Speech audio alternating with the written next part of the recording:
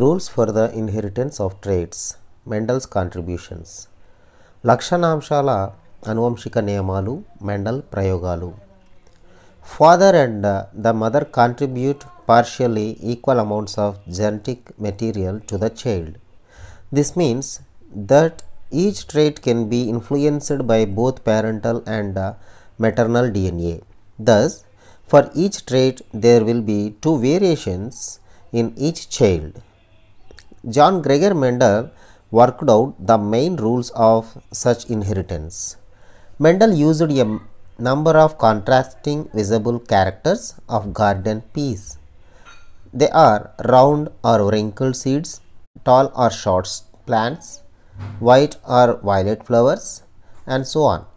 He took pea plant with different characteristics, a tall plant and a short plant, produced progeny by crossing them, and calculated the percentages of tall or short progeny. మానవులలో లక్షణాంశాల యొక్క అనువంశికత నియమాలు తల్లిదండ్రులు ఇద్దరూ సమానంగా జన్యు పదార్థాన్ని పిల్లలకు అందజేస్తారు. అనగా ప్రతి లక్షణాంశం తల్లి తండ్రి ఇరువుల DNA ద్వారా ప్రభావితమవుతుంది. అలా బిడ్డలో ప్రతి లక్షణాంశాన్ని రెండు స్వరూపాలుగా ఉంటాయి.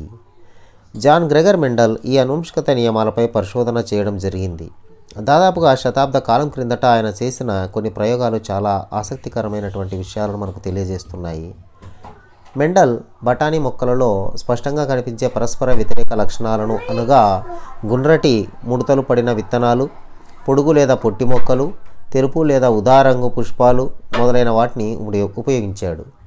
ఆయన వేరువేరు లక్షణాలు కలిగిన బఠానీ మొక్కలను అనగా పొడుగు మొక్కలను మరియు పొట్టి మొక్కలను తీసుకున్నాడు.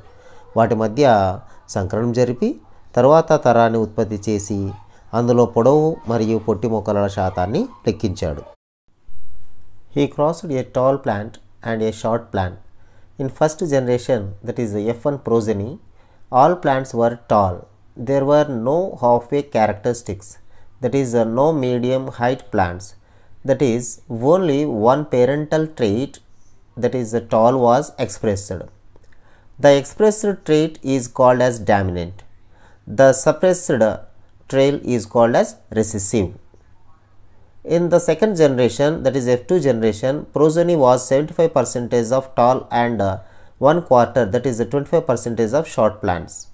This indicates that both traits, that is tall and short, were inherited in the F1 plants, but only the tallness trait was expressed.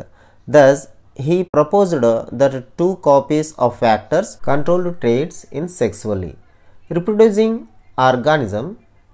They may be identical or different based on the parentage. మొదటి తరంలో మాధ్యమిక లక్షణాలు కలిగిన మొక్కలు ఏర్పడలేదు.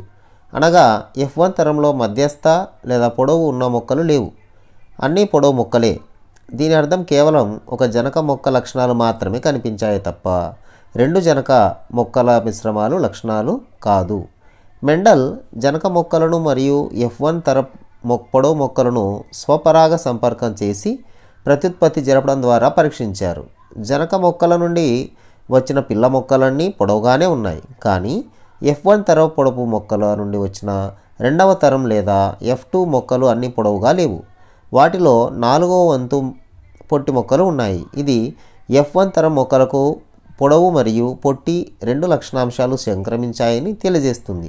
కానీ పొడవు లక్షణాంశం మాత్రమే బహిర్గతం అవుతుంది. దీని ద్వారా మెండల్ లైంగిక ప్రత్యుత్పత్తి జరిగే మొక్కలలో లక్షణాంశాలను ప్రభావితం చేసే రెండు కారకాలు ఉంటాయని ప్రతిపాదించారు.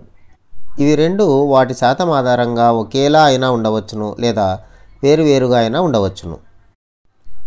Inheritance of traits over 2 generations. Phenotypic ratio is 3:1, genotypic ratio is 1:2:1.